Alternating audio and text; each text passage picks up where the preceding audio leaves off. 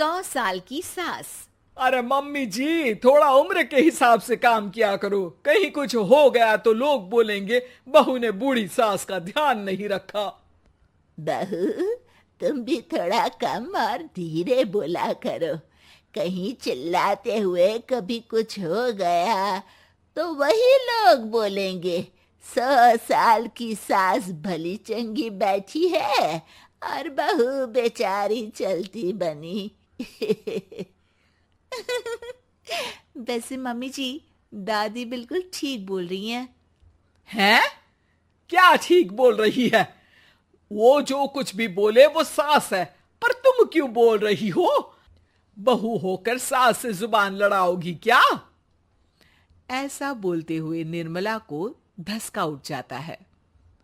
कहा था ना, मत चिल्ला मत चिल्ला।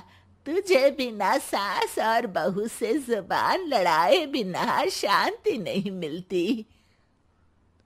अरे माँ, दादी की बात सुन लिया करो, तुम्हारे भले के लिए बोलती है ना।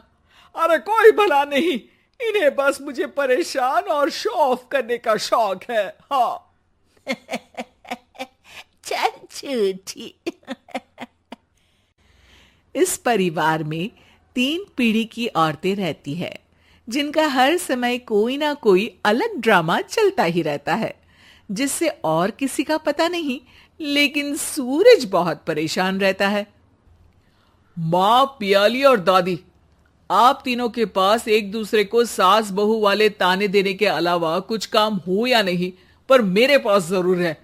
इसीलिए पियाली, जरा लंच ले आओ, मुझे ऑफिस भी जाना होता है। इस पर पियाली सूरज को लंच देती है और वो ऑफिस चला जाता है, जिसके बाद तीनों एक बार फिर अपनी बातों या कह लो कि नोक-झोंक में लग जाती हैं। इसी में दिन बीत जाता है। रात को सूरज के साथ उसके दोस्त भी खाने पर आते हैं। पियाली, मेरे कुछ दोस्त आए हैं। सॉरी, अचानक प्लान बना तो बता नहीं पाया। तुम जल्दी से डिनर बना दो ना। अरे वाह रे, आलसी माँ की आलसी बेटी। पहले बिना बताए दोस्तों को घर ले आओ, फिर बोलो जल्दी से डिनर बना दो। इतनी जल्दी है तो खुद बना लो। अरे माता, सब बाद में दिखा देना, अभी खाना बना दो ना प्लीज। ऐसा बोल के सूरज दोस्तों के पास जाकर बैठ जाता है और पियाली डिनर की टेंशन में अपनी सास के पास पहुंच जाती है, जो अपने कमरे में आराम कर रही होती है।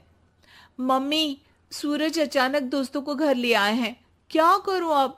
कुछ ऐसा बताओ ना जो जल्दी बन जाए और सर्व करते हुए भी अच्छा लगे। अरे रेस्टोरेंट से मंगा ले, दोबारा परेशान मत करना, सोने दे मुझे। इतने में दादी सास भी वहां आ जाती है। वाह, आलसी का आइडिया भी उसी की तरह बेकार है। कोरोना में बाहर से खाना मंगाएंगे। बहू, तुम सो ही जाओ, वही काम अच्छे से कर सकती हो। चल पियाली, मैं बताती हूँ क्या करना है। इस पर दादी सास पियाली के साथ मिलकर सारे मेहमानों के लिए खाना बनाती है, जिससे उन्हें ज्यादा मेहनत भी नहीं करनी पड़ती और सबका पेट भी भर जाता है। दादी के इस आइडिया से पियाली और सूरज बहुत इम्प्रेस हो जाते हैं। दादी, क्या यही खाना आपकी इस उम्र में इतना एक्टिव रहने और एंडलेस लाइफ का राज है? वैसे दादी ने आज तक राज किसी को बताया नहीं। इन्होंने ससुर जी तक को नहीं बताया, तभी तो वो ऊपर पहुंच गए और ये अभी तक यहीं है। तेरी सास मेरे ऊपर पहुंचने का ही इंतजार कर रही है, पर इस आलसी का ये सपना पूरा नहीं होने वाला। क्यों जी, अमर होने का वरदान लेकर आई हो क्या?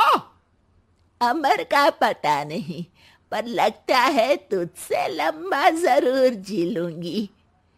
इससे पहले कि दोनों सास बहू में कोई बहस शुरू होती, पियाली बीच में बोल पड़ती है। ठीक है, आप दोनों लड़ क्यों रही हैं? हम तो चाहते हैं कि आप दोनों हमारे साथ हमेशा रहें।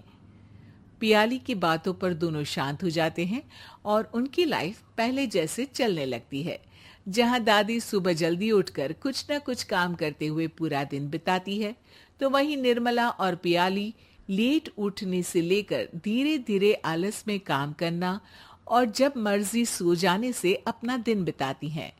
एक दिन निर्मला की सहेली उनके घर आती है। अरे क्यों रे निर्मला, कैसे चल रही है जिंदगी? सब बढ़िया, बस ये बुढ़िया ऊपर जाए तो ज्यादा अच्छा होगा। अरे ऐसा क्यों बोलती हो? तुम्हें तो उनसे सीखना चाहिए, वो बहुत फुर्तीली हैं। मैं उन्हें रोज मॉर्निंग वॉक करते हुए देखती हूँ, और वहीं तुम और तुम्हारी बहू हैं जिन्होंने शायद सुबह का सूरज आज तक देखा ही नहीं होगा। सहेली की बात सुनते ही निर्मला भड़क कर चिल्लाते हुए पियाली और अपनी सास को वहां बुलाती है, जिनके साथ सूरज भी वहां आ जाता है और ये सब देख सहेली वहां से चली जाती है। अरे सासू माँ, आपको हमसे क्या दिक्कत है? अब तो मेरी सहेलियां भी आपकी वजह से मुझे ताने देने लगी है। मम्मी जी, कुछ तो लोग कहेंगे, लोगों का काम है कहना, आप इग्नोर करो ना। अच्छा वैसे महारानी, वो तुम्हें भी वही सब बोल रही थी? है? मैंने क्या किया?